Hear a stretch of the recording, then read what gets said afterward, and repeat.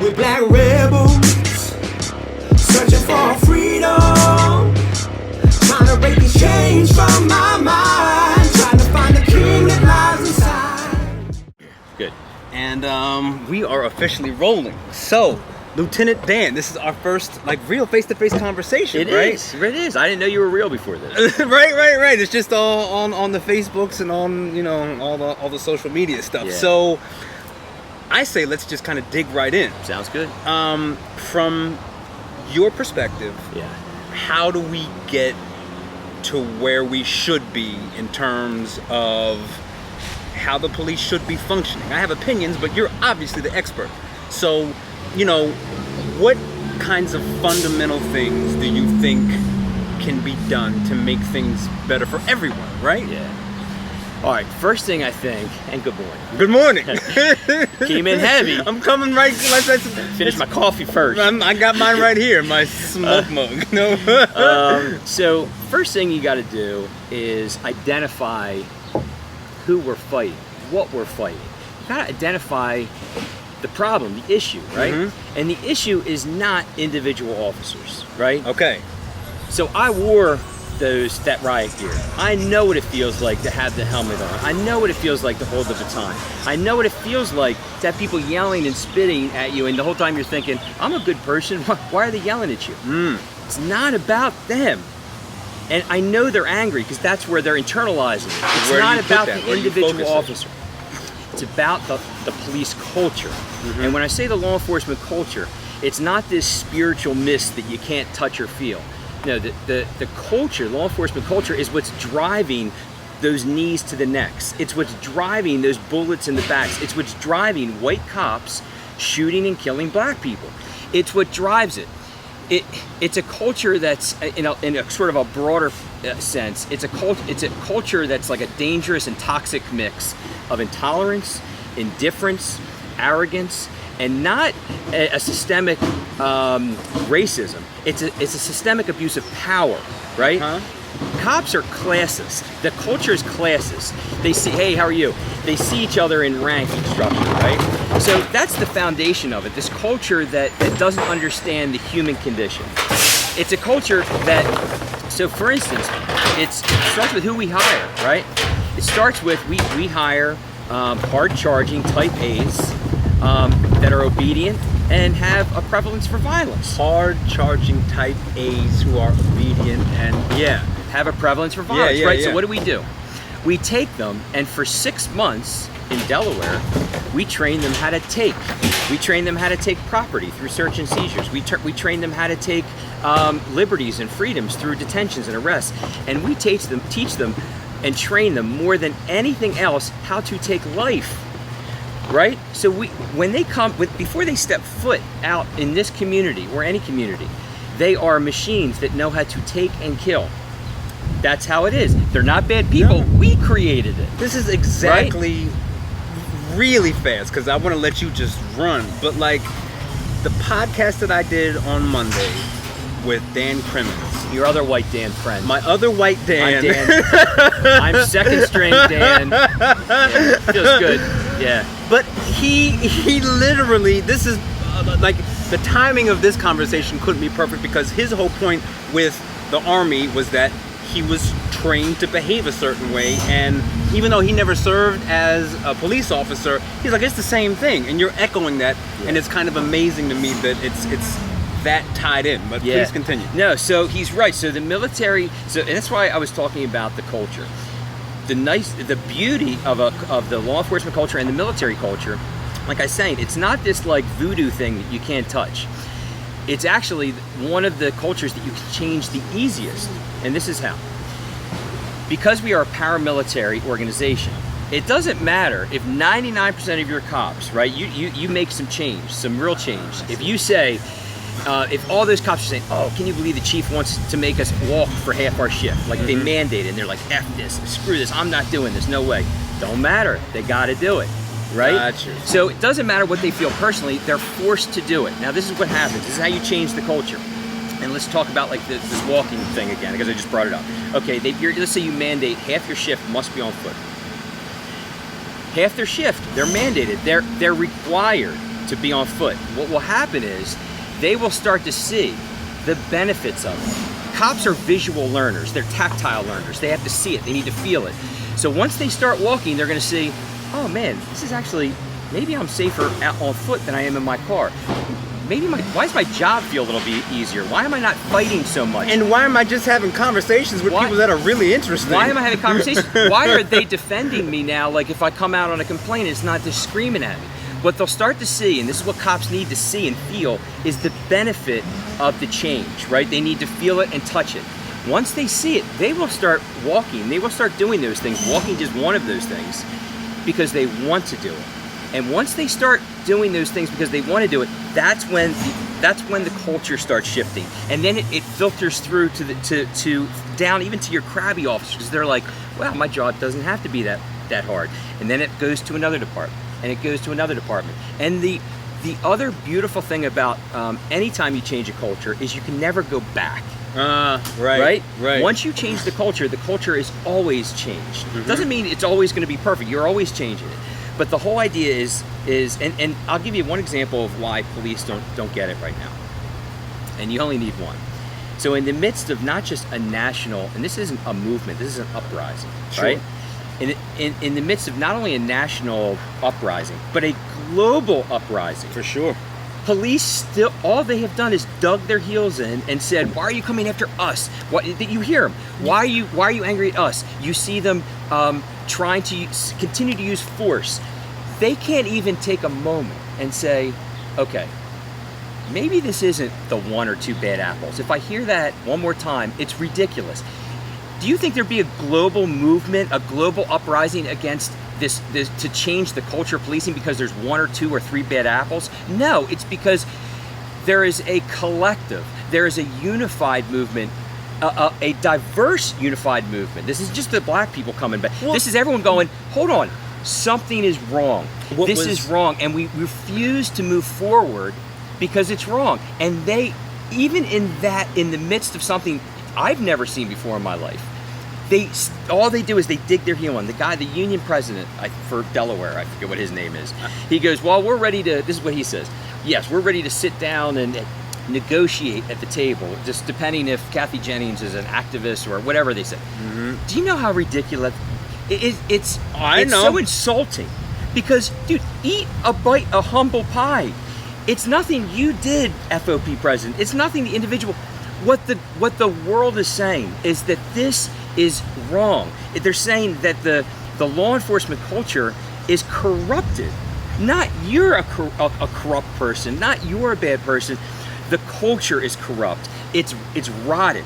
And you can't, look, you can take as many statues down of racist slave owner, colonial racist slave owners that you want. And you should. You saw what I said. But you will continue to have white cops shoot and kill black people. You can take all of the juvenile mugshots off of online, which of course you should. White cops will continue to shoot and kill black people, and you can have every cop take a knee with protesters. You will continue to have white cops shoot and kill black people. So, how do you move forward from that? You move forward from it from number one, even if they're not going to identify there's an issue. The reason I'm working, I can't even do anything in Delaware because they're not ready for it. They're worrying about, should we take mugshots off? I mean, that's yes, it's a piece of it, but a small piece. The reason I have to go into other states is because they get it. They understand, number one, what we're fighting, which is the culture. They understand, too, that there needs to be a standardized model for all departments, and that's what I'm working for. You can't have Delaware have a like a 6-month structured academy, or go into Pennsylvania, totally different training regimen. Go into Wyoming, and 3 weeks they give you a gun and a badge. First thing you do is say, hey, we need to standardize this model. For instance, if you go to a family doctor here, and then you're in Kentucky, and you say, oh, family doctor there, you have an expectation that family doctor's kind of understanding. Right. You don't have the expectations in law enforcement, because you could get killed here for going to sleep in a line getting a fast food. You could get killed in one state, or you could be driven home by a cop in another. Right, like gun laws almost. Right. It's the whole enforcement culture. It's how you go about it. That's what needs to be standardized. And once you do that, like I said, the culture can change in rapid order. It's not something that people are like, this is going to take. I worry that people are going to dilute this. You've already heard It's already happening. What about systemic racism? You know what? This is what I think about that. Yes, of course there is systemic racism. The country was built on racism. It's built on slavery. But okay, real quick. Yeah, because go ahead. No. It's not. Why do you get it and not? They're like, I could probably easily find any police officer right now who would be seething with anger right now about what your thoughts are. It's the culture.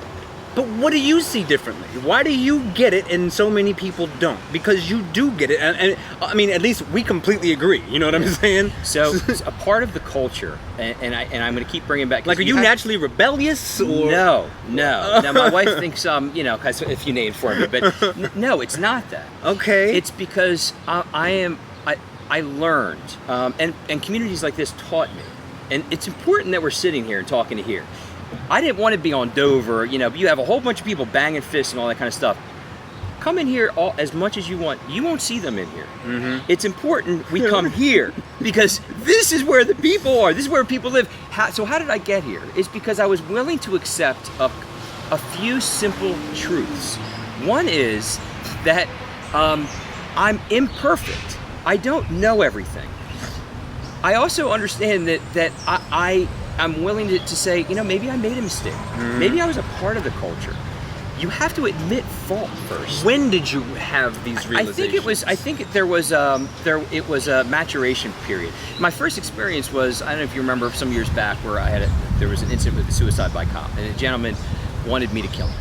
And he ended up shooting himself. But long story short, it was the first moment, I think, in my career, and this was probably 6 years ago, that I couldn't package that anywhere, right? Emotionally, I couldn't package that. So, I mean, I started, really being, because they were patting me on the back for this guy who I tried to convince not to kill himself, to shoot himself, and he ended up shooting himself. And I'm like, we're gonna give you an award for this. This doesn't feel good. Doesn't feel right. Okay, yeah. Why are they giving me kudos? Well, no one else was hurt, but he shot himself. Like, luckily he lived. And then I befriended him, which of course totally threw the cops off. But I didn't know what to do with it. I thought I failed the man, mm-hmm. right? If it was a success, he wouldn't have shot himself. He would have got him help. Sure. It was the first moment I think I really started to look inside and say, maybe we're doing this wrong. Mm-hmm. Cops didn't like that. They didn't like it at all. They pushed back. Why? Because this is what, when I talk about the culture, when I talk about, we teach them and train them how to take, it's not just the training piece. We measure them on it. We reward them on it. So when they come out, we measure them on stats. How many arrests did you make? How many warrants did you bring? How many? I would tell guys, and again, I'm a part of creating and facilitating that culture. I would say, whoever brings me a gun tonight gets 4 hours off. Oh, wow. Yeah. What are they doing? Never occurred to me that I have a bunch of cops, right, who I'm thinking are motivating, are coming out here banging effing heads. Because I want those 4 hours I want them 4 hours. Fuck yeah. Don't worry about the 99% of the innocent people who are like, what are you doing? It never occurred to me. There's no connection. Why? I wasn't a bad guy. I don't think I was a bad cop or bad to people. I was so ingrained in the culture of saying, of separating the human element but it's from funny. The enforcement element. So when you say that, I think actually of my brother. I see sales team. You know what I'm saying? My brother's like, because he's a manager, and he's like, he would incentivize his guys. You get out there today, get on those phone calls, and if you get me this many sales, you get your bonus. It's the same. It's right? exactly. So the reward system is a really powerful tool, Listen, right? Facebook. So, likes. Right. Like, that should have been a love. Right. That should have been a love. Right. Or give me the hard heart. So, exactly. But you're right. So if the reward system is based upon doing the enforcement piece, right? Mm-hmm. Then we give, because you understand the power of that, even getting a little certificate. Yes. Screw the 4 hours. What about Officer of the Year? Mm. What about, getting these little kind of plaques that mean nothing, but to them, that is what's driving them. So we measure I'll give you another example. They wonder why police drive around, right, instead of coming. Well, there's an evolution of that. I'll give you a quick kind of history, right? I'm half paranoid about this thing shutting off. Oh, we're doing wonderfully. All right, good. So Cops used to walk. Right. Years ago. Because when you Okay, said let me walking, explain I'm it. like, the first image that I think of in my like childhood memories of how you perceive a cop is like the cop walking around the 70s, neighborhoods, 80s, right? You know what Okay, I'm let me saying? explain it. Right. So at that point, the car was a tool, right? It was a small tool, but it was a tool that the police officers could use to get around. But ultimately, it was just a car. Okay. As they became more like an office, right? They started putting the computers in there. They started wanting you. Yes, they wanted you to do your reports in there. Well, all of a sudden, your car is now essentially it's our cell phone now. It's like it's not just a thing. It's now they're using it. You have to use it. They feel like this is a part of the culture. Being in this car is a part of patrolling. They start to forget it, and then this is where technology goes the other direction. Can cause you go the other direction. They put GPS in it. So GPS, right, was supposed to be this, it'll make cops safer, so you'll be able to identify where they are. No, it made them manic because they thought you're allowed to see them where they've been. So cops would come out here and would just drive around manically because they thought the supervisor would watch them and would think, oh my God, they're not patrolling at all. Where the opposite, if your car is just still, of course, without identifying it or saying or expressing to them, hey, look, my car was parked here. Even if you put 1 mile on it, but you were walking the other, that's a success. See, we measured success in miles. We measure the law enforcement culture measures success in distance covered, not what you're actually doing. And so we've made them so panicked that the reason they're going 25, 35 everywhere. And you and I both know that doesn't help anything. It's because we've brought them here. They don't even know how to detach from a car.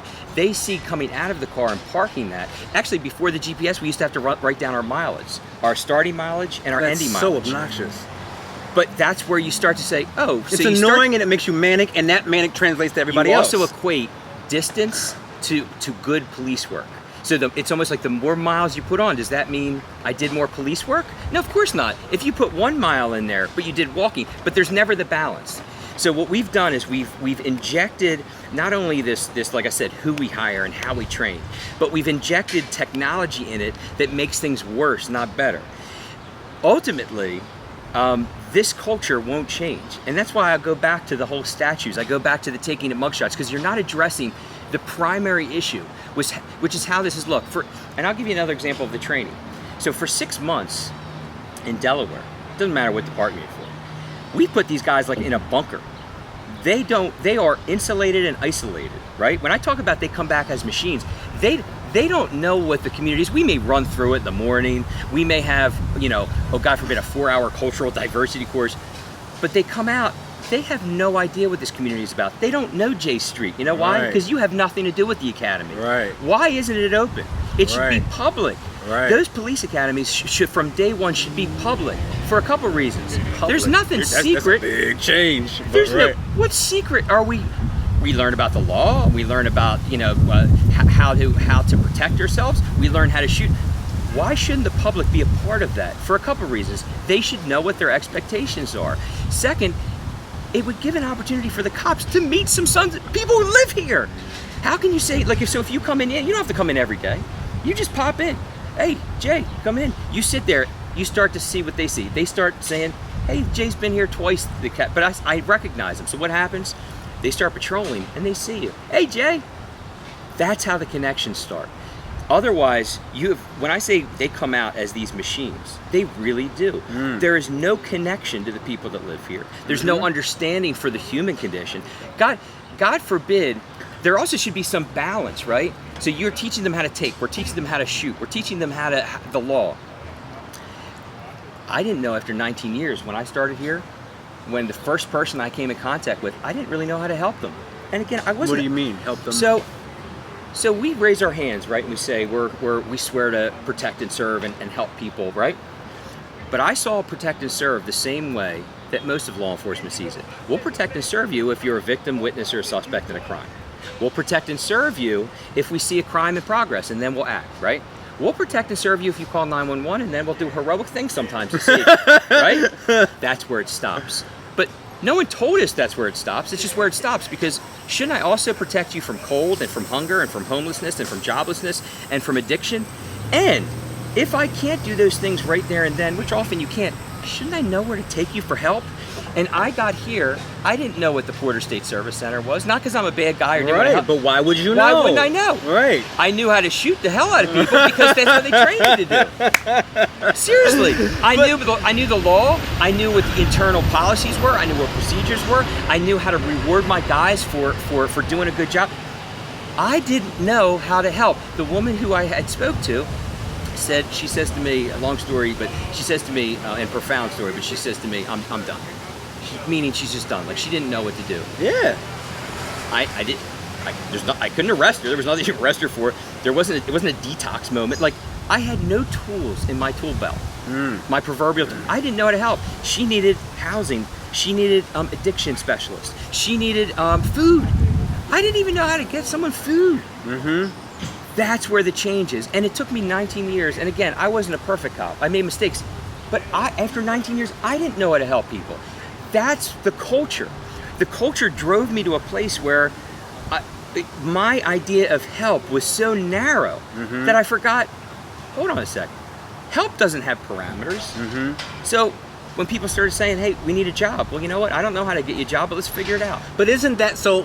A large piece of the discussion that I've been reading about how we make positive change is basically lessening your load and bringing in more like social worker type people to help and do that kind of thing. Okay, so listen. Yeah, let me hear. So when you hear cops saying, they want us to be social workers now, they want us to be teachers now, they want us to to be parents.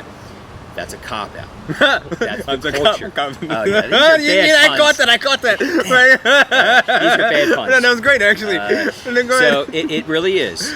It's a way for them. That is the culture speaking. Because yes, that is what we are. It doesn't mean you have to. It doesn't mean you have to be a specialist in those things. It means that when you raised your hand and said you are here to protect and serve, you are here to help. That help does not have boundaries to it. So 99% of what I did here in the year and a half that I patrolled the most violent 36 and a half square blocks, the most suffering happens here than anywhere else in the state, right? By any metrics. I didn't lock up a single human being. I never put handcuffs on one person. Ever. Did you get shit I never told anyone here what to do or what not to do. When we talked about Mr. Word, those were the old heads that would drink beer. Yeah. They never drank in front of me. They would put it underneath them. But why? It took me a while to figure out why I've never told it.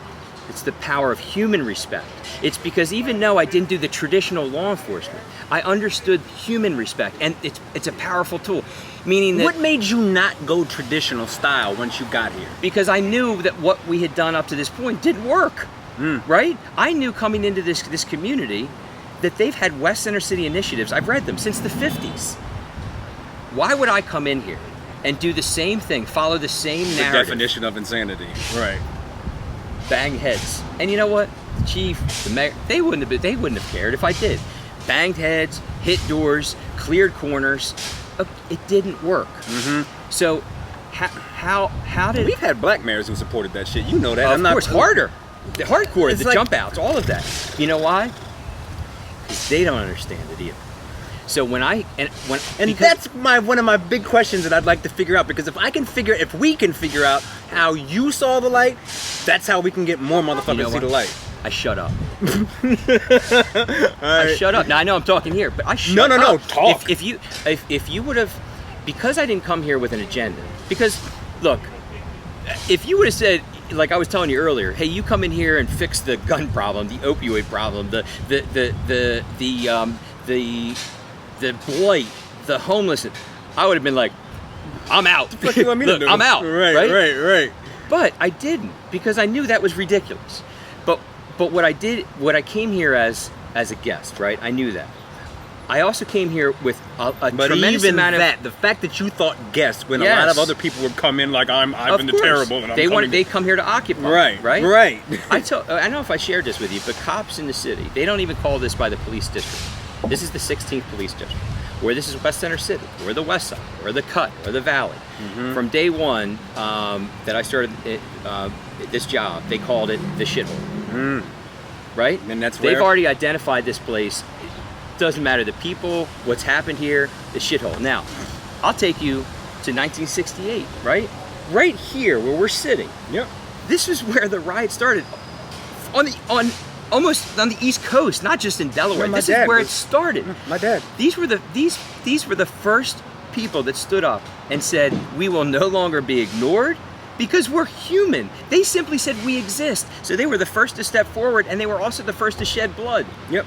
And what happens?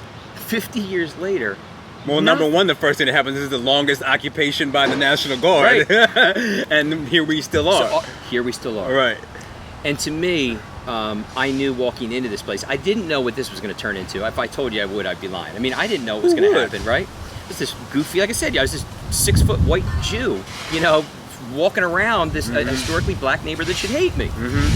But I had deep respect, and I honored these blocks because this is where it started.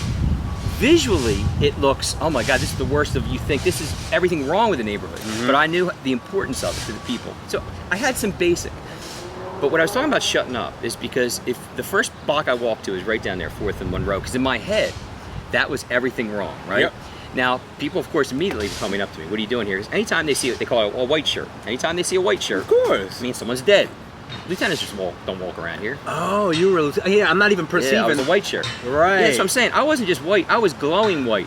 White, and then my Got crispy you. white bleach shirt, white. And I'm it not was- even thinking about your Yeah. your rank. Yeah, and so I Got went to that corner, or actually down a block, but I went to the corner, and I wanted to make sure, obviously I stood out, but I wanted to be diminutive. I didn't want to present, I was going to like occupy. You're not Right. walking like, hey, I'm here. In very short order, they were coming up to me. Now, they said, first thing, hey, what's wrong?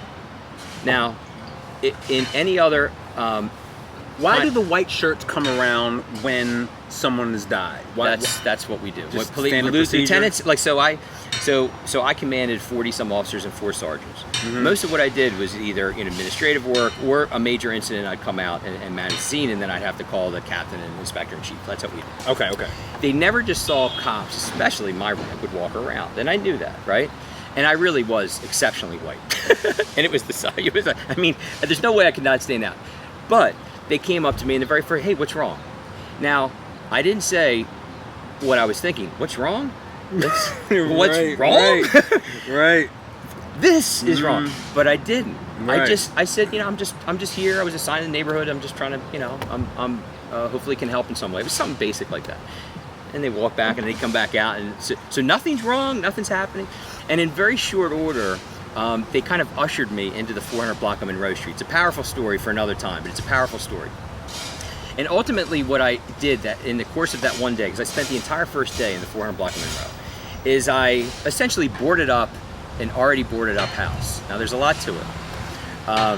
This is a house that meant a lot to the block, and they thought they kind of like Why? the city had left. There was a terrible house fire that actually I was at, and many children had died from it. And I was there when they. I remember that. Yeah. Yep. And so this was like an open wound on this block. It literally was like a black hole. It was like sucking in. I felt it. And they couldn't even pay homage and respect to this home because the city had just left it there. They saw it as like their burden to bear, right? And that's actually where they walked me inadvertently. We kind of like made this almost like a ceremonial kind of circle around it. And we each shared where we were when the fire happened. And I said, would it be okay if I boarded it up, if I had license inspection? Because it looked like the fire just happened the day before. That's how bad it was. Which is just a constant reminder of the wound. Yes, Right? bad. Of course. They couldn't even respect, and it was, they wanted to have, well, you understand. So I said to, would it be okay? And this was another thing I learned. I didn't say, I'm going to have someone come in and do it and board this house up, because it looked horrible. I said, would it be okay? Board it up. I said, would it be okay if I had license inspection come out and board it up appropriately, board it up properly?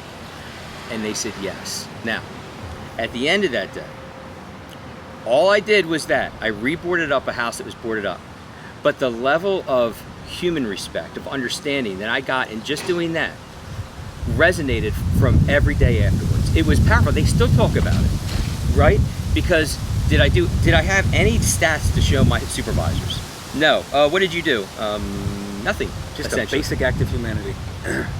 The power, even the drug dealer who ran that kind of block, and we knew what it was, and we were kind of, he gave me a nod at the end of the day.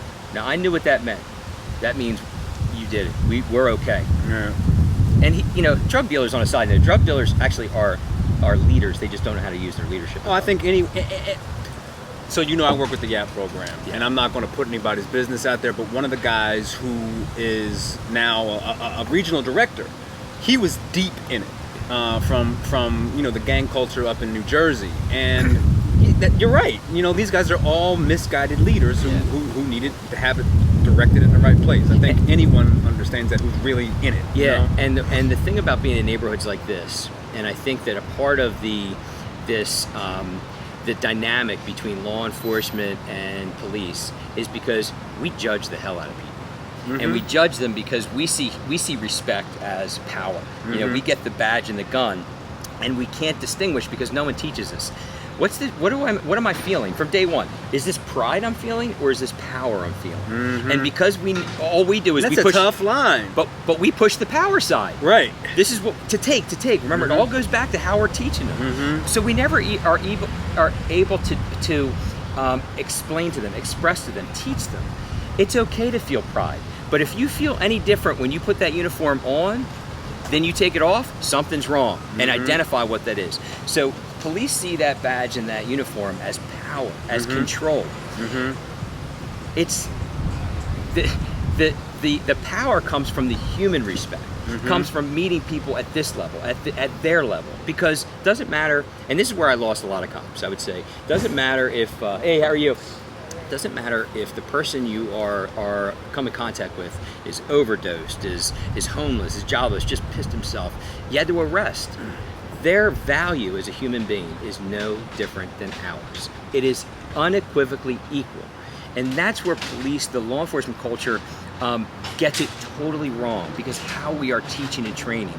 We put this on, and they say, oh, they have to be here because you guys can't take care of yourselves. What's They're not bad people, Jay, and I'm telling you, there's wonderful human beings who wear that uniform. It's our fault, the ones who have trained them and taught them. We're the ones who've guided them there. Are there dumbasses? Yes. Of course, everywhere.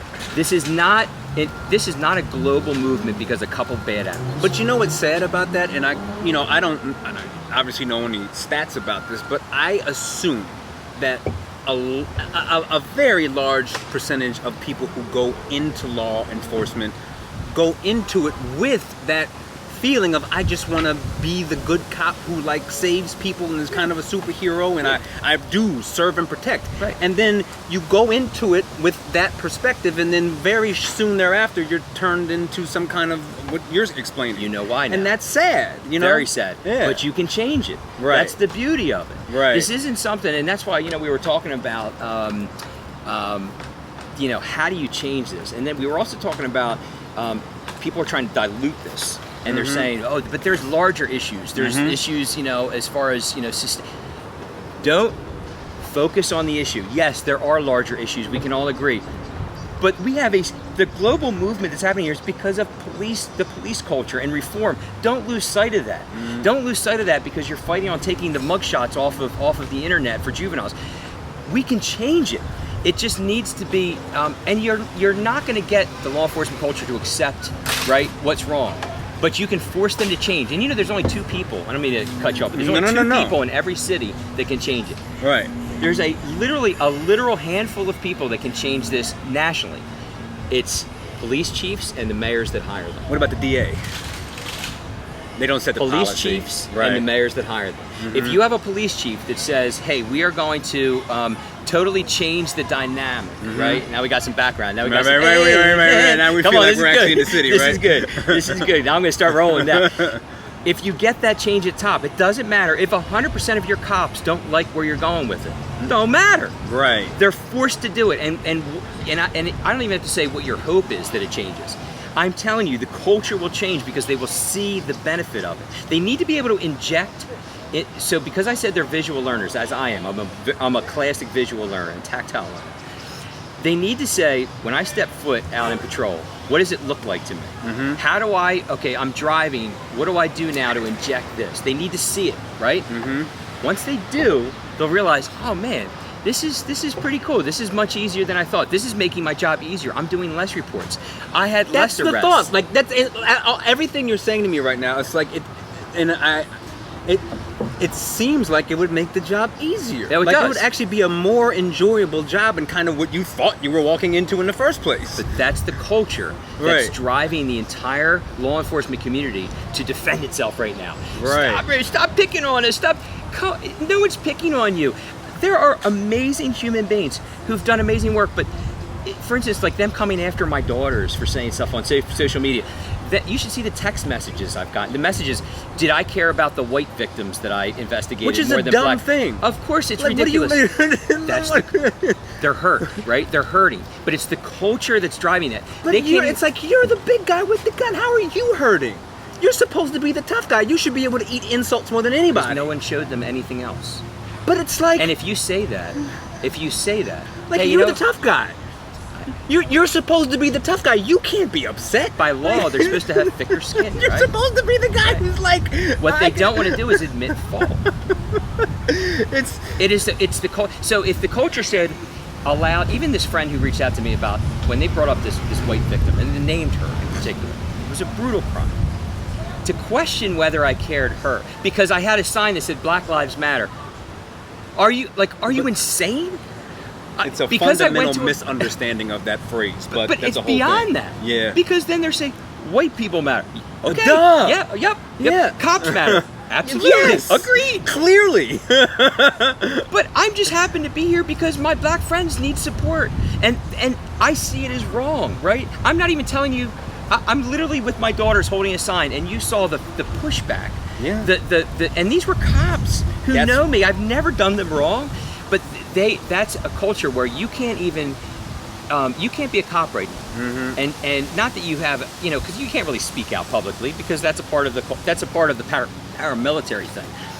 But you can't even share. Maybe we are doing stuff wrong. Can you imagine? Oh, it happened to me. So- as soon as you try to change the culture, even if it's a healthy way, even if it's a positive way, police don't stand by idly, right? They attack you like a virus. And so what you need to do is have that structure at top and say, I don't care what you say. But how do you get that guy at the top if they're bird in a culture that is, Because you go after the mayors, right? The Who? mayors, Who goes after?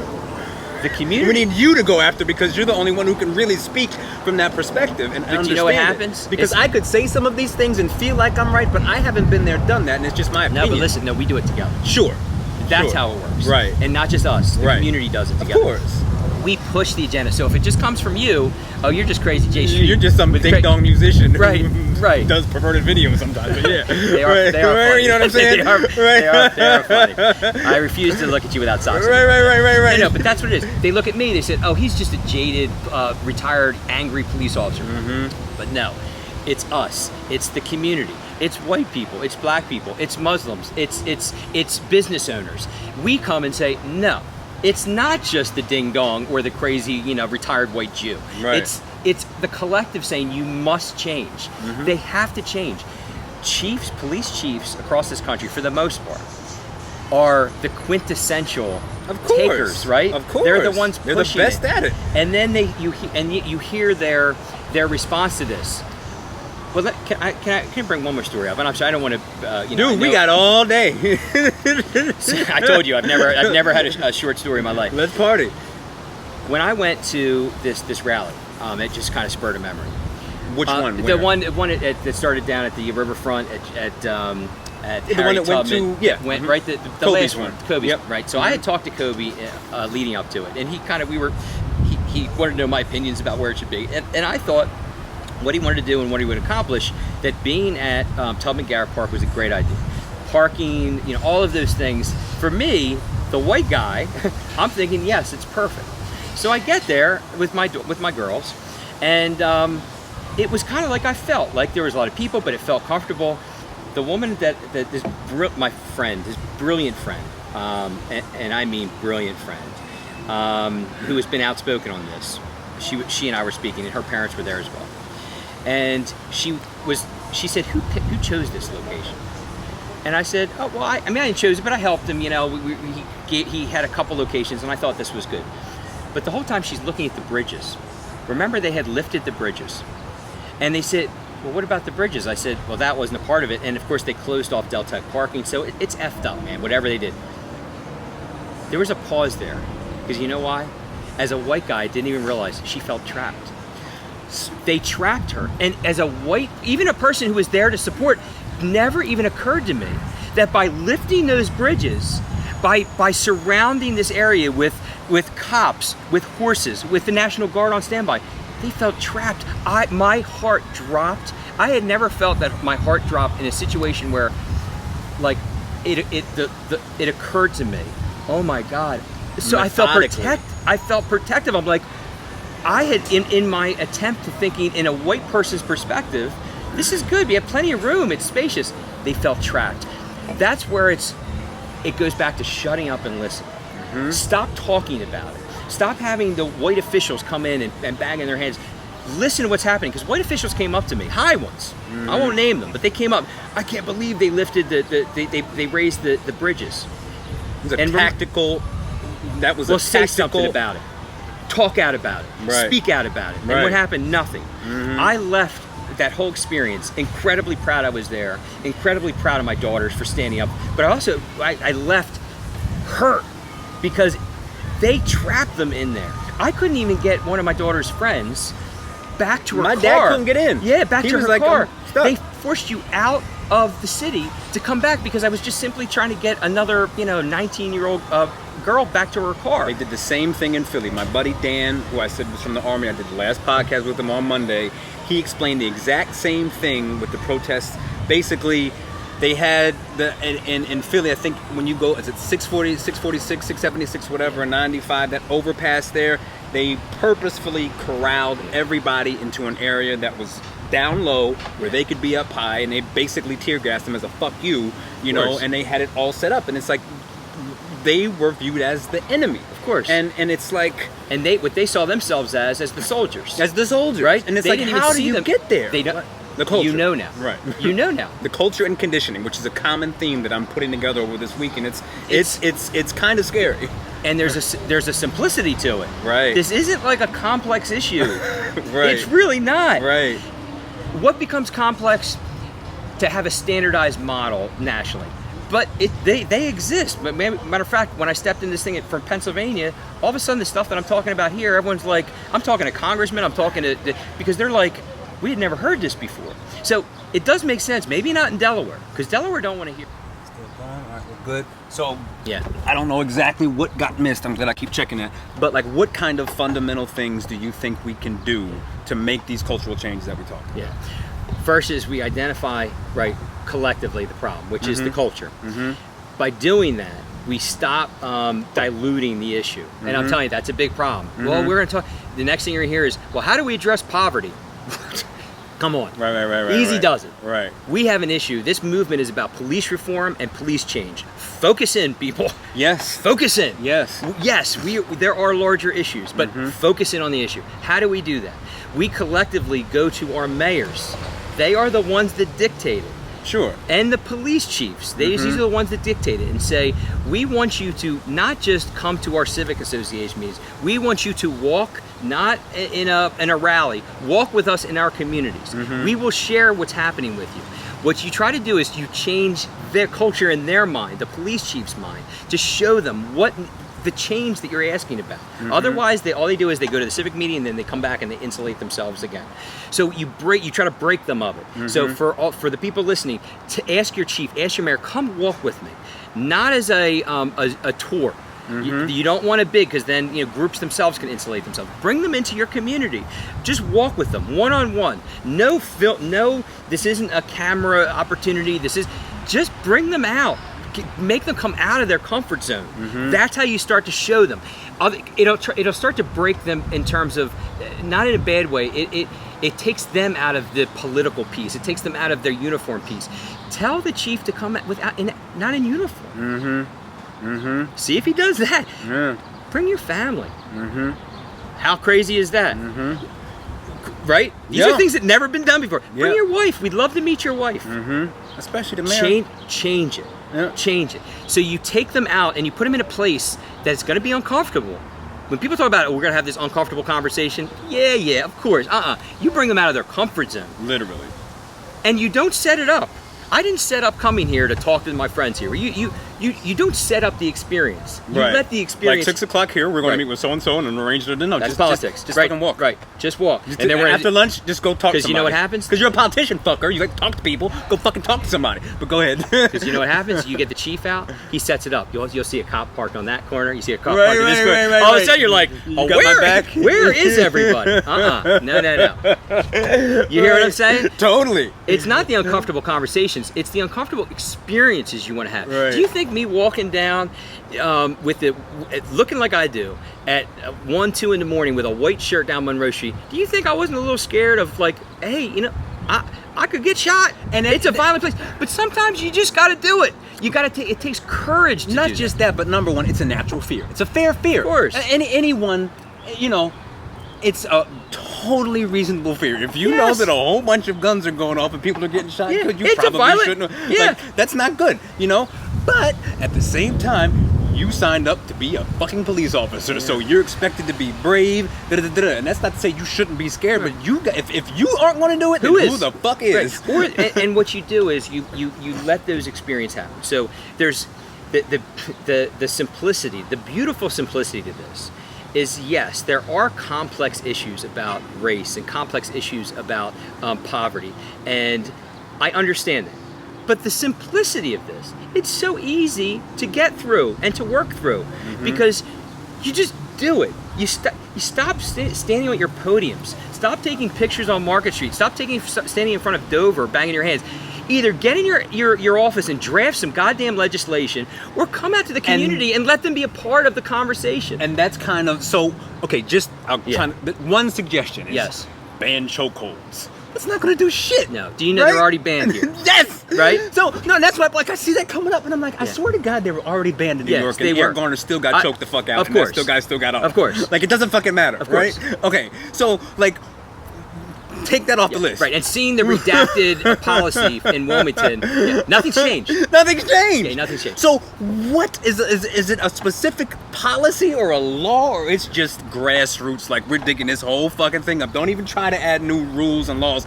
Just have motherfuckers get in and talk to people. Is it that simple to you? Like how do you dictate the policy? You have to because you have to change the chief. The chief dictates the culture. It does. The chief is hired in every city by the mayor. If the mayor says this is what we're doing, you won't see that here because I think this mayor hires people like the best and he just lets them do what they do. I mean, Right. That's the way he sees it. He's a business guy. Right. You convince the chief what it looks like. You have to. You have to show them what this looks like. You can't preload this with, okay, I'm going to go to a civic. What he's doing and everyone else is doing. I just feel like you need to be in front of every single chief in They the don't- whole goddamn country, like selling this and explaining it, because I get it. It makes perfect goddamn sense to doesn't me. it? And I'm coming from, you know, I'm a psychology degree and I've worked with the toughest kids for a long time. So I went to Del Tech, man. I'm smart. but it's not even about the smart. It's about Just like kidding.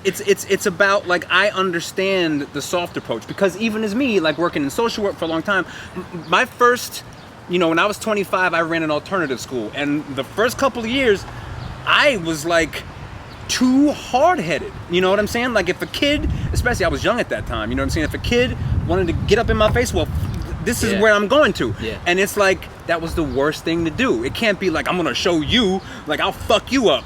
You can't do that. It's the most success that I've always had has been the soft approach. The softer you are with these boys who are extra alpha, it's like, hey man, let's talk. And let me show And it you. works! Yeah, and let me show you how you can be you. Right. Your life could be a lot easier. A lot easier. So we are. Gotta make sure it's running. Keep talking. No, Good. So what the human foundation is based off of connection, right? Is based off of being together. We aren't born and raised as isolationists, right? We live in communes. We literally are designed. We are designed by our core nature to connect. So what you have to start showing them, what we have to start showing them, is that connection is not only easy, but it's natural and it's organic. And even everyone keeps talking about these, they're preloading it, that these are gonna be some tough conversations. Nah, It's a I don't fucking know. conversation, Do you so think what? For a year and a half that I worked here, we never talked about what my uniform meant, what my race meant. We didn't have to because we just connected. We talked. We talked about those things once I left because I think there was some depth and importance to it. But there's such simplicity to it. We are supposed to connect. By them isolating themselves and insulating themselves, either as a chief or mayor, it's the reason that places like this community continue to exist. You're going to continue to see shootings week after week of white cops killing black people. I'm sorry, it's going to happen. So what? So But even in Atlanta, the shit that tripped me the fuck out was when they yanked those 2 college kids out of the car, Yeah. and it was all black officers. Yeah, which of course. goes back to the culture. culture. It's like, you fucks, you can't even see that listen. that's a little scrawny ass nerdy college kid smaller than me, and you're gonna yank him out with your big tough ass? The fuck is wrong with you? But You're go ahead. absolutely right. And I'm going to say it again because when I started this, I said the culture itself is a culture of intolerance, indifference, arrogance, and not a systemic issue of racism within the department. It's a systemic abuse of power. Right. People want to think that cops are racist. And if they were, I'd tell you. Yeah. I really would. But especially in urban places, we're not. I mean, literally, I don't think I've had one experience in 21 years of saying, wow, that's a racist cop. I honestly have not. It's a systemic abuse of power. We teach them how to abuse their power and get away with it. We teach them how to enforce the law. We teach them how to make the lives here. You know, they want this place like a prison. Everyone in their house. They don't want anyone out here. We don't teach them the human condition. We don't teach them that they're human. We teach them that they are superhuman and that they are above those conditions. And once you start becoming classist, not racist. So racists are easy to identify, right? And racists are like, we know what they are. Classists are worse because they rank people and they see people at higher and lower levels. Once you, the moment... And you're obviously preconditioned to think class... that you're better than because them. you're a lieutenant and you're this. It's a ranking structure. And Right. there's never an opportunity to say, that's just a ranking structure in where you work. And the flip side of that is, because as I've listened to the conversations, you know, from law enforcement people, the people that I really do respect who work in these places, like the guy Jocko, whatever, the Navy SEAL guy, whatever. Okay. He says exactly what you're saying. It's just like, even though he has this high ranking and he has the control of his platoon or whatever, he still is like, we're all on the same level, you know, Of and course. it's still in you. Like his approach to it is like, if this is the mission, he goes to his guys and says, what should we do to accomplish this mission? Right. He's not saying, this is what we're going to do, and da-da-da-da-da. Right. It's everyone's involved with this thing. Look, I didn't create the West Center City Initiative, the police, structure for it. Right. We did. Right. I didn't know what I was doing Of here. course. We did. I put those things in there because it's the community and I, that we worked on this together. I didn't know what the hell I was doing. I certainly didn't know how to help. But the moment you forget what human value, the moment you forget that that there's an equality, the moment you forget that the conditions you see in this neighborhood had nothing to do with the people who live here, the moment you forget that, you lose the hope for change. And so you're going back to, so let's go back to how do you break that? You have to show them, right? First off, we need to fight for a standardized model. You have to. It is critical. And whether, even this smaller organization in Pennsylvania, you can't have thousands of police departments just doing their own thing. You have to standardize the model like they do as a physician or a lawyer. Yes, you have nuances, but if any profession, you should kind of be the same thing across the board. Yes, you can have your own people trained. No one's saying that we have to train everyone. Just saying there's some standard, because then you know what to expect as a citizen. The police officers know what to expect as police officers, and we can start to move forward. Otherwise, every state is doing what you're going to see. Well, we're going to deal with the juvenile thing. We're going to take more statues away. Or in New York, we're going to ban police. What about the thousands of? Okay, so maybe you won't kill me in New York now, but you might kill me somewhere else. For sitting in a car line and passed out, or sleeping, waiting for the fact that turned into that. The fact that a 38 minutes or whatever it is of a guy who was being compliant, who you could have just driven home, turned into killing him, is the culture. Because you know why? As soon as it got to the fight stage, we don't train police in any other aspect of trying to help. So it's this. Exactly what I've heard before, and it's so comforting. The Yes. comforting that I'm getting right now is to hear I'm validating. consistent Yeah. is to hear consistent things that everyone understands are problematic and that can be fixed, and that's good. Okay, let me explain the shoot thing easier for you. Yes. There's a physiological change that happens when we're under stress. It's called fight or flight. Yes. Right? Police are not trained to flight. right. We are only trained Right. intensively and incessantly on how to fight. Okay, so put that. So we know from a physiological standpoint, the chemistry changes. Our blood vessels open. Yep. All of our blood goes to our major organs. Yeah. We cannot operate at a fine motor skill level. Yeah. We can't. We know that. It's human fact. Yes. So we are reduced to gross motor skills. What are gross motor skills and muscle memory? What do they teach us? Shoot, Yep. shoot, Yep. shoot, shoot, shoot, shoot. What other muscle memory do we know? When you get scared, if for people who don't understand, like the fight or flight, when you get scared, you go, Yep. right? That is a gross motor skill. Yes. You can't type in things. So when you couple that with only training police on the muscle memory of to shoot or to grab taser, right? Taser's out. They can't think. You can't think when you're in fight or flight mode. You literally go blank. So what do? We shoot and kill. Shoot and kill. Yes. Why will black people continue to be shot and killed by white cops? Is because they're training us to do it. So where is your opinion on this? Because when you say I have no opinion. Clearly.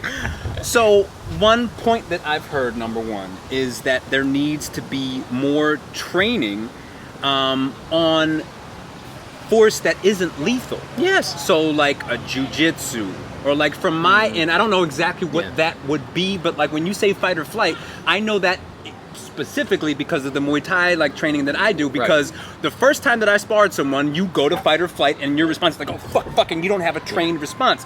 Versus when I'm sparring my, trainer, he's calm. And he has conditioned responses. He knows what to do. He's seeing everything in real time. While I'm panicking, oh fuck, I'm gonna get punched in the face. It's a fight. It's a fight. It's a fight. Right. He's like, nah, he's totally relaxed. Yeah. So you're right. So you can condition, but now I've been conditioned to not panic. And it's the same thing, right? It's absolutely the same thing. And it's not just the fight piece. Like I was talking about from the beginning, it's the entire piece. Right. It's showing them the world in a calmer way, in a way that you can control, right? Right. Is that you have to be able to inject other tools in there, other ways that you can respond to this. To the gentleman who, or the murder that happened with the in Atlanta, right? They could have just driven the dude home. Number one. But so what I'm saying is there's an evolution that gets to that. It should have never got to that. But if it gets to that, your conditioning you should be able to inject other ways to control, because otherwise, and when we shoot, we shoot to kill. That's what I'm saying. Like, we don't know anything else. I don't understand. So help me with this. This is where, like, how can we... Number one, it obviously shouldn't have become as physical as it did in the first place. But how the fuck did that dude get away from... There's 2-3 officers there. Like, someone should have been able to... Like, you're a big guy, so you're naturally going to be just overpowering. I'm trying to lose weight, man. That's not nice. I'm trying. But you...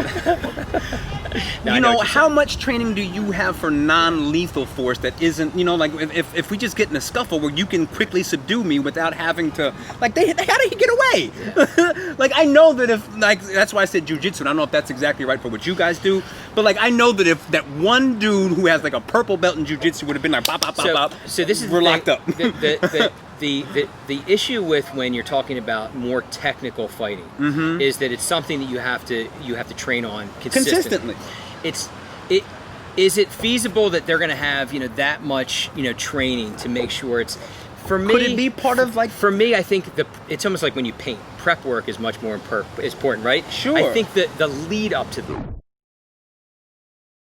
the understanding of how this could have gone without shooting. Let's just not get there in the first place. Yeah. Right. Because you have to teach them general... I think police, law enforcement has gotten to a point where, yes, we know that when you're in fight mode, you're not going to remember all of this stuff, right? You just don't. And there are a lot of other things that we have to learn and understand.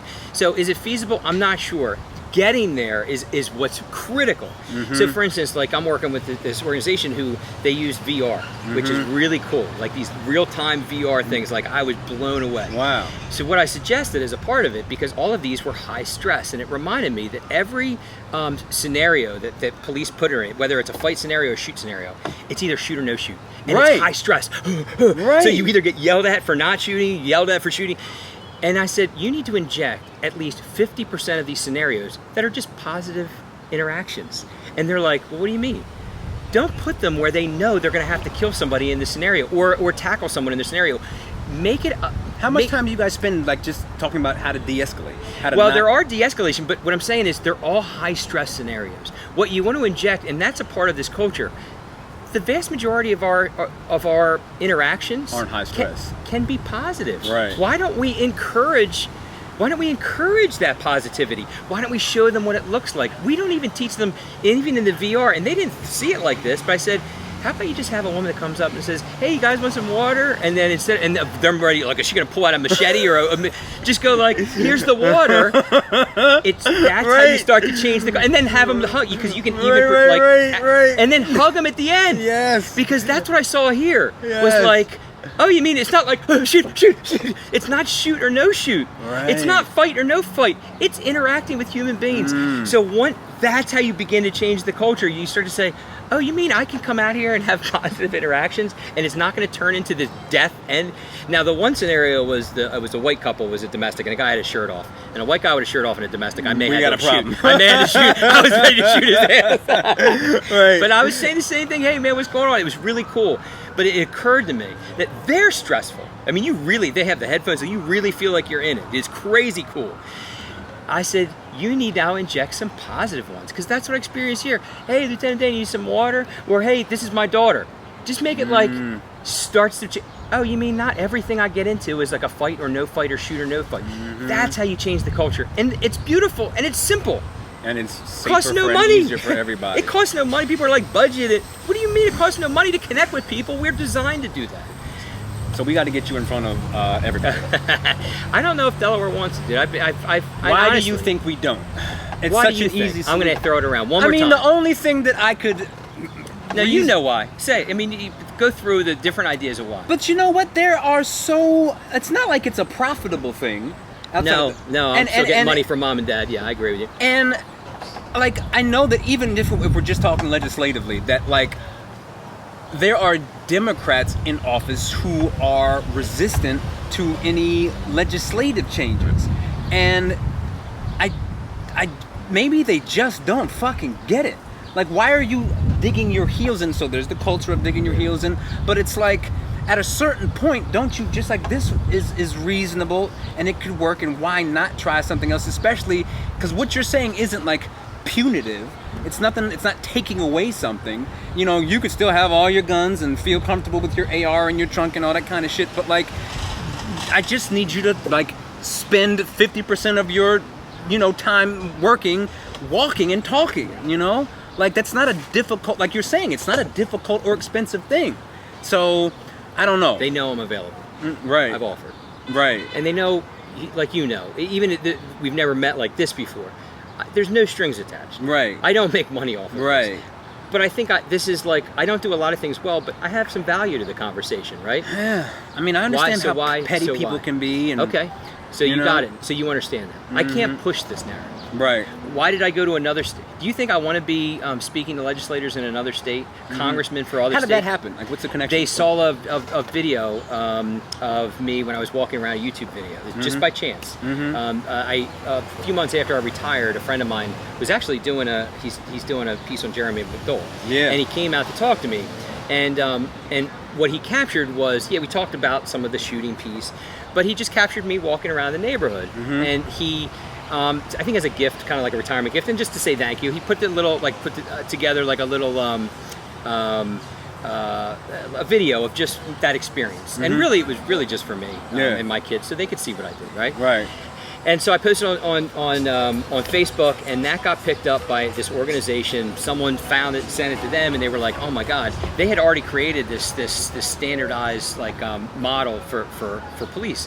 But of course, since they did that, all of the the movement has happened within the country and globally. And what they didn't have is this community piece, right? And so I came in and they said, well, can you, so the same day I met them on Zoom. So I spoke to people, and these were people nationally. This is the Diversity Council. These are people, this is a national organization based out of Pennsylvania. The same day I did a Zoom with them, I drove 4 hours to where they were. This is how much we both kind of felt each other. And I ended up speaking in front of all these people. I was actually slated to speak in front of the Pennsylvania State Senate. And from there, it's like, we've just vibed. Like we all know, no one's trying to take from anyone else. Like, and that's what I got a lot of here. A lot of people took a lot from me here. And I saw it as, well, we're friends, just like, that kind of stuff. And I really got taken advantage of. And no one really was wanting to listen. And so here I'm in a... Why do you think that is? For all the same reasons you just think. Okay. I think that, I think in some ways it was, and I don't say this without a lot of thought, but in some ways I was blackballed here. And I think there's a lot of people that don't like what I say. Even though, like, what I say, it is what it is. I speak the truth, not It's my just truth. weird, I speak like, the truth. I mean, I can understand if I was an officer what your stance is.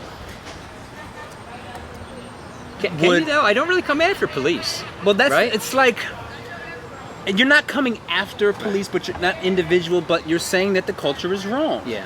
And that could put me in a defensive if I'm very unobjective. Okay, so what about the politicians? No. All the politicians here know me. Right. They've walked here with me. Well, I know one thing, I'm going to tag everybody I goddamn know when I post this son of a bitch, because it doesn't make sense. Like, it does make sense what you're saying, so it doesn't make any sense. And as they'll why try to take this down. Oh, that's fine. Have fun with it. You know what I mean? They I'll will. keep reposting That's seriously, that's what happens. There's repercussions for talking to me here in Delaware for whatever reason. I don't know. Whatever they are. I've never come after people. I think that this is one conversation. Like I was. We haven't even named names it. except for the mayor's name, which is like. And hey, babe, how are you? But that was really hard. And the fact that I'm in Pennsylvania, I needed that. I was starting to feel like maybe what I'm saying has no value to it. Maybe it's just in my own head.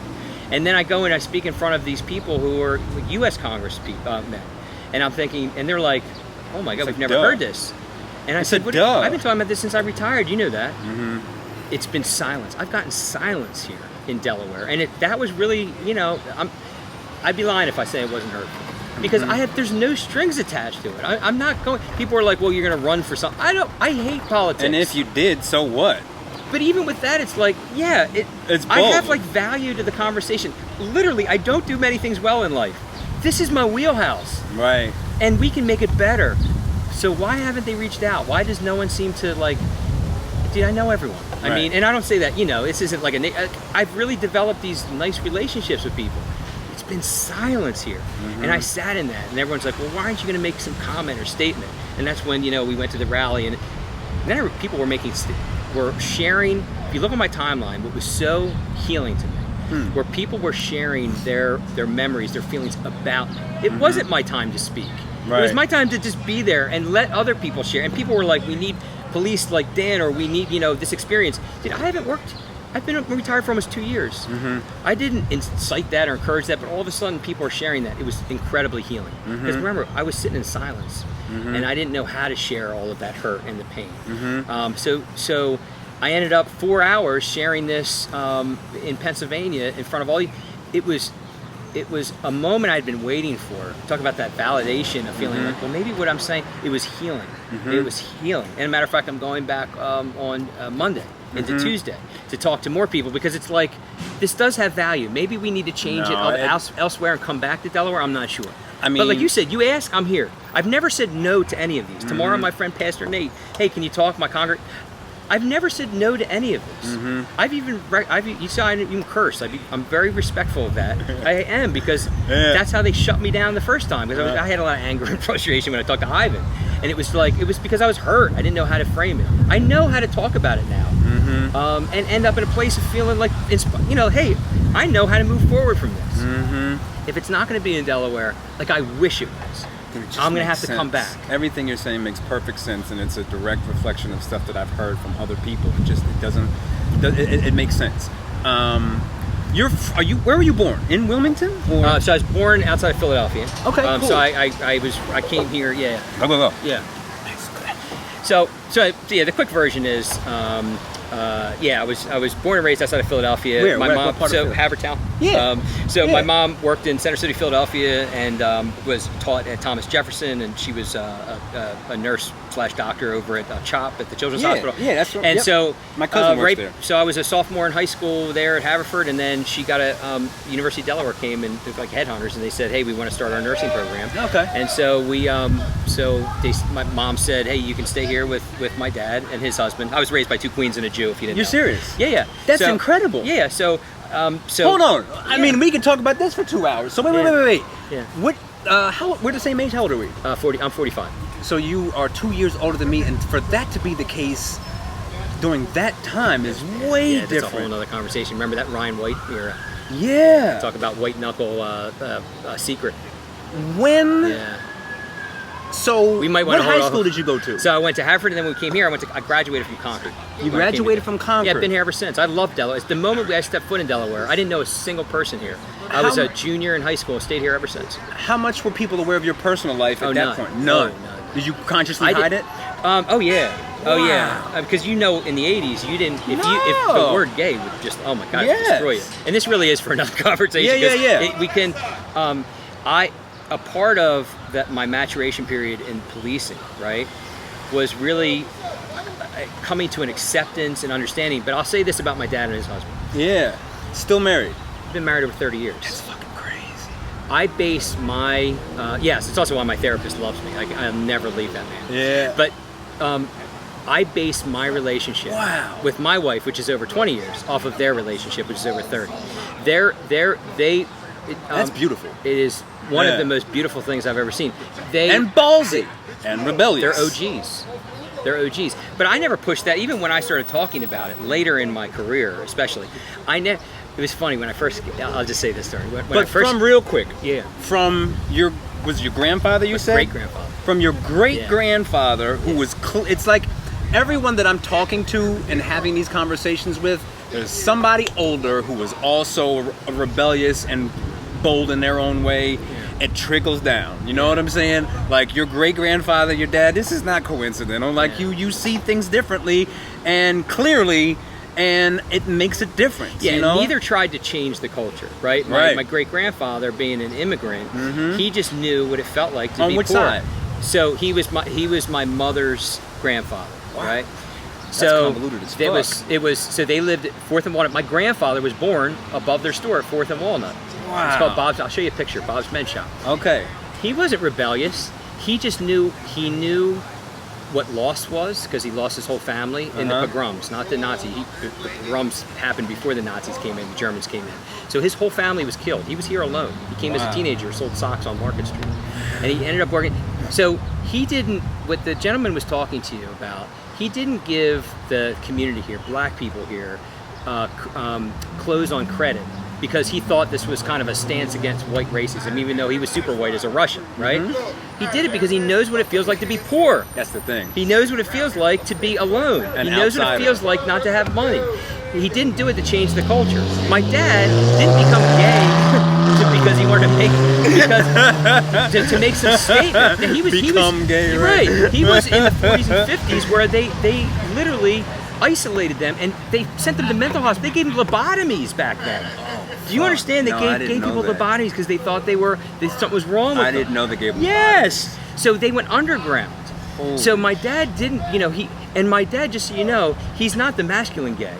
He's the woman. I mean, he's very feminine. But how did they get married? I'm sorry. So he got married. I know So we're they've way been off. together over 30 years. But they got married when it became legal in one state, and then it became legal in Pennsylvania. So officially they've been married maybe 6 or 7 years. Or 8 years. Okay. But yeah, they've been together with rings for 30 some years. They came out when I was like 8 or something like that. That's crazy. So yeah, so none of us, and my dad didn't become, but when people spoke at his, they had after they got married, they had a not the ceremony piece, whatever comes afterwards. Reception. The reception. Yeah. Thank you. It's been a long time since I got married. So they had a reception with all their friends, and all of the younger generation, gay men and women that were there, said that they looked to my father and his husband, David, as role models, right? Geez, like you said. But my dad is like, he never presented that. He never pushed it. He is who he is. But that's the okay, ultimate right? courage, you know what I'm saying? Courage. I didn't come here to make some statement about being a white cop or, you know, whatever it is. But it does take courage. And to say it yourself, it's kind of self-serving, but it does. It takes courage to have the chief come without his whole, you know, entourage and not feeling like, tell him to bring his wife out. Tell the mayor and his wife to come in and then the hang chief out. from Chicago, like you've seen the worst of the worst. Like, what the fuck are you scared of for now? And I'm not bringing up, and I don't think it's that. It's not this. When you start to say scared, you challenge them, and then they're like, I ain't scared. I'm big. What you try to do is you show them another way to look at things. I respect When that. I brought my wife here, because I don't think he's scared. I mean, he brings a lot of positive stuff, right? I just think he falls into that culture more than most. When I brought my wife for the first time in the 400 block of Monroe Street, I didn't recognize why no one was moving. Like, no one had seen, not only had they not seen me, but like they were like, their feet were concrete. It took me a second to realize they had never seen not only a white cop walk around or a white shirt walk around, sure as hell never seen him bring his wife in here. Like, this nigga's gotta be crazy. Totally changed it. And then I brought my kids in here. Right. All of a sudden, when you hear community policing, it means something different. When you hear police talk about community policing, Dude, and I know, you I hope need to people be are a listening. poster child for this I shit. hope people are listening. I hope this motherfucker's still because recording. this Go is ahead. where I'll finish. All right. Police have no idea. You can't just say the word community 557 times and thinks that something's changed. We are a part of the community. There's no such Even thing if as you don't wanna community be. policing. We are a part of the community. When you say community policing and you isolate, well, we have a community policing division. Oh, okay, well, what is everyone else? Are everyone else isolationist? Everyone else adversarials? No, we are community policing because we're a part of it. You've identified yourself in a way that you've immediately isolated yourself because we are community. You are a part of the community, you dumbass. Even if you don't want to be. Yeah, of course you are. Yep. And if you don't, other jobs for you, brother. Good luck. But that's where we miss this. You can't. Community. What other community. jobs would there be for a cop? Not fuck this shit. Not many. That becomes problematic too. There's not many jobs you can have a high school diploma and come out and make the money that they're making here, $80,000, $90,000 a year. You just can't. And so they go to this and they're like, well, where am I supposed to go afterwards? They can't. So you cannot change this without facing the culture and addressing the culture, because cops will not leave, and you and I you can't get them fired. It's harder than getting a teacher fired. And that's impossible. We have our own Bill of Rights. Yeah. So Yeah. in order to affect that change, to make that change, you have to know what we're fighting, the culture. Because if you don't, you'll never get to those people. You'll never get to them. You'll continue to have them run through here and do what they do. Now let's go to the extreme here. So, and this is not where I fall by any means, but it's like, just defund them, get rid of the police. We don't need them. How do you feel? Like, how much do we really need the police, in your opinion? You need them. Right. You need them. There's an expertise. You need them. People will continue to have emergencies. Remember, it is a natural part of the human condition. Okay. Suffering. Suffering includes getting hurt, being harmed by others. There are bad people in the world. I've seen it. I've course. seen it. There's evil. Yes. You need to have a way to address that. You need to have a point of that spear, right?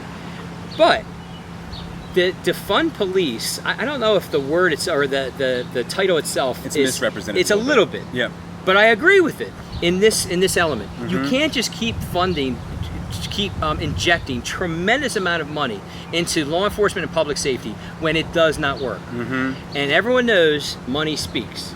So in order to affect change, yes, you have to defund some of it. You have to take it away. You hold it over their head and you say, I don't care if you like people or don't.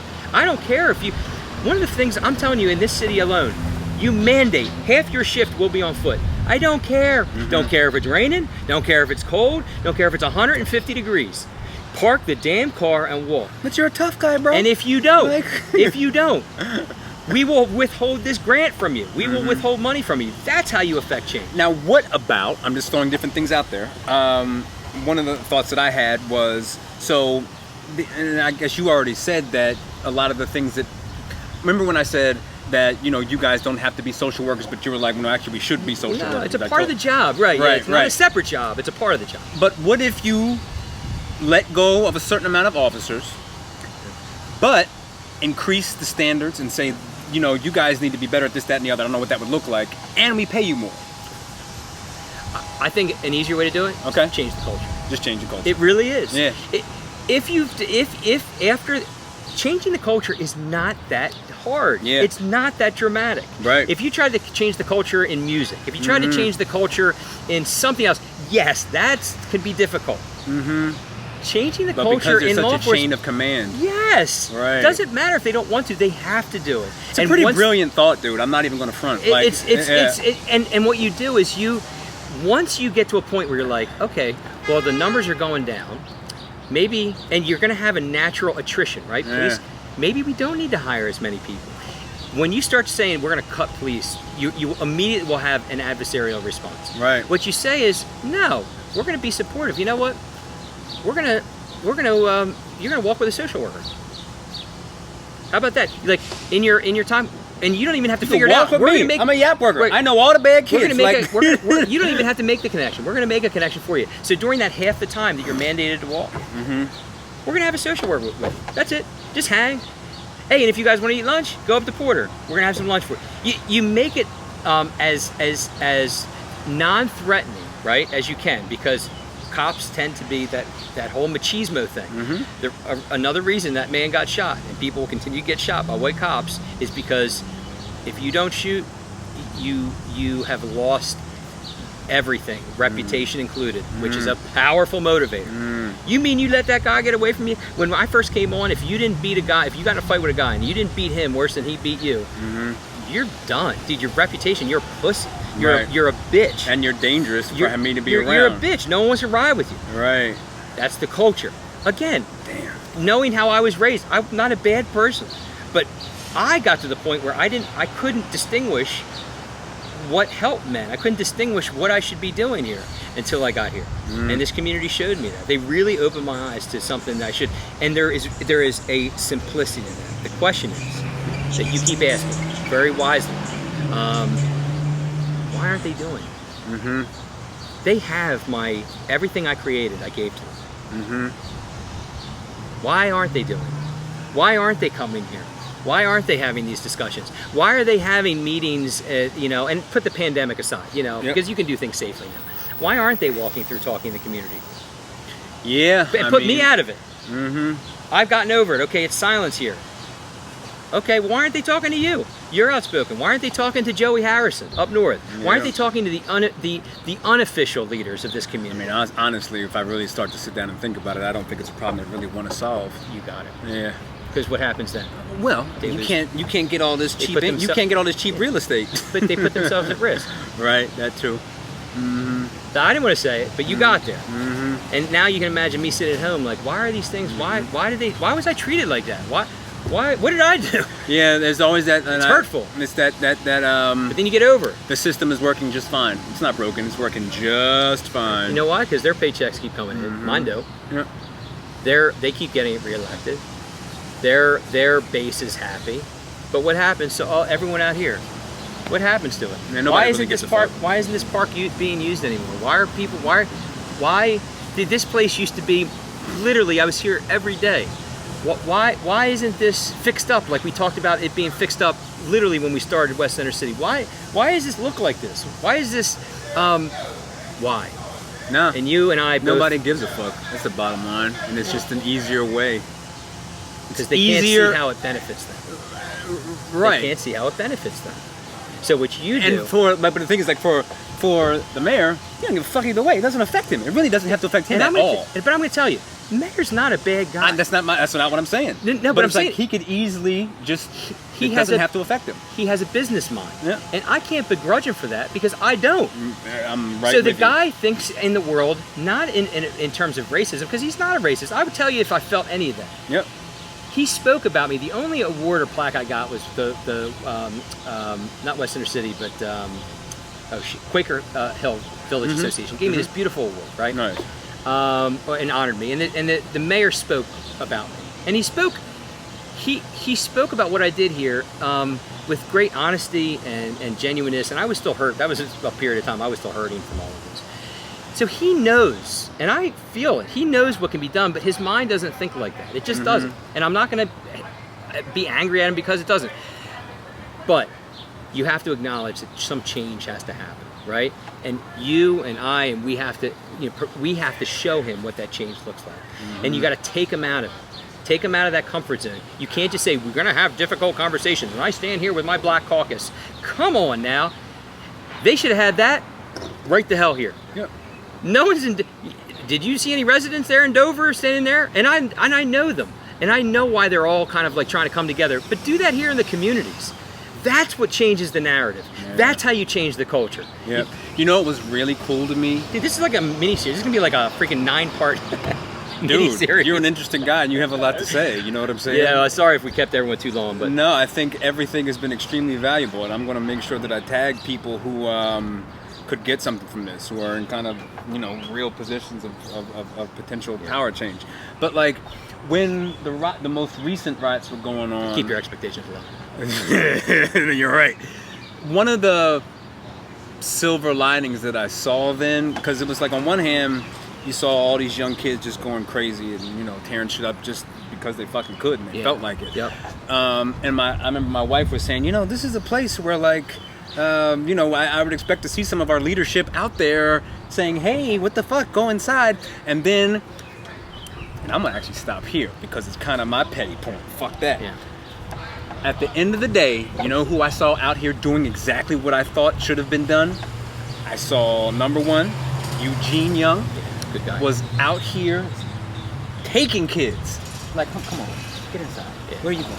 This is not for you, And then the next day you see Big Ive, you know what I'm saying? And at night, he's out here in the thick of shit recording stuff, you know what I'm saying? And actually catching what's going on. And, that's real leadership. And those are people who are from the community, who aren't afraid of the community, doing that real, like, come on, man, just go home. With the firecrackers. Like, I understand everybody wants to call 911. That's my instinct too, That's like, yo, son, we gotta fucking sleep. I need you to go home. Okay, so those Jay, basic things. You know now why no change is happening. Right. You also know why no change is going to happen. Because even on that, and Ivan was different because he was supposed to be filming it, but Eugene didn't post, didn't make a big thing of it. Other people talked about it. That's what, exactly. Right. Eugene wasn't like, hey, I'm about to go out here and get these kids. Hey, Facebook, give me a love and a like. But that's the reality. No justice, no peace. Get on inside, boy. Hey. No. Hashtag. Hashtag, I'm doing it. So, but the real, you hit the crux of it. Right. Why are we sitting talking about this weeks and weeks later with no change?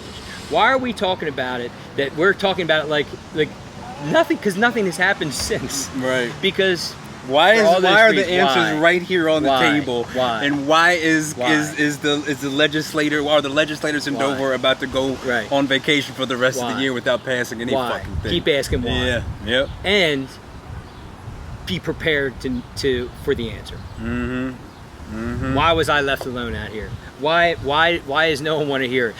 What did I do wrong? Why has no change happened in this state where, we may have been the first state to sign the Constitution, but that's about it. That's it. Where can we be the first at? Where can we be the leadership? We gotta wait till Pennsylvania becomes the leadership. I'm mostly, conservative kind of, you know what I'm saying? No. It's gonna take other states to come back and tell you what to do. And the fucked up thing with that, with specifically Delaware, is it's like there's such a beauty in our size. Yes. The fact that we're so small means that we can experiment. Yes. And we can try different shit. And we know each other. And we know each other. It's such a strength that we don't use. It's So why? Right. Why? Yep. Why aren't they listening? And yeah, maybe the way I'm presenting it is a little different. Maybe it makes it easier to present. But why haven't they asked? I'm not asking anything in return. Why haven't they talked to those people, the Eugene Youngs? Why didn't they pull him in? Why wasn't he at that thing down in Dover? Why? Yeah. No, I don't know if, just why. We can leave it at there. They can answer that. But remember, even when you come to your own conclusion of why, which is hurtful for a lot of people, we know what to do to move forward. And it's not earth-shattering. It's not it doesn't require money. It doesn't require a budget. It doesn't require you to be anything else but what you are as human beings. It just requires you to be willing to accept other people's views. It's willing to accept that maybe the way you've thought of things is wrong, and willing to accept some some uncomfortable moments that you're going to have to experience to say, you know what, I'm going to do things that I usually don't do. But get over it. Yeah. Get over it. It's time to be a big boy and girl. Get over it. The world is not going to stop and just say one day and say forget. That shirt's not going to go away. Right. The death next week, you're going to see another white cop shoot and kill a black person. I can guarantee it. So when do you say, yeah, I think it's time to move on. I think it's time to stop talking about bringing down the juvenile mugshots and actually address the culture. And knowing that you can actually affect change, actually that you can make a difference and do it in a way that's substantial and quick. Because it's paramilitary, just do it, man. Stop talking about it and just do it. That's just kind of come down to like just being sort of brave enough. Courage. Courage enough to be a human. Yes! The crazy part about it, we are literally designed to do it. We put all this baggage in front to say like, well, I can't do that because I'm a cop. I can't do that because I'm black. I can't do that because I'm... Shut the hell up. Yeah. If we thought like that, we wouldn't have communities. We wouldn't live like that. I think we should stop here. You know what? We'll stop. That's it. I'll stop here. You got something else you want? We can talk. We can keep talking. That's what I want to stop at. Listen, man. And I want to let you know. I mean sincerely that appreciate as you human being beings. brave to say the shit that no one else is saying, and to bring light on something that I have opinions, but like you've been in the shit and you know. Like we gotta get your voice out there some more to get to where we gotta go. And it took courage for the people to listen. So Sure. I'm proud of those people that listen. I'm proud of you for asking me and being willing to listen. And we can get to where we want to get, right? There is no doubt about that. And just know that I'm here and I got your back. I'm gonna get you back on this thing, dude, though, because All right, you got sort of story. Peace. That was great.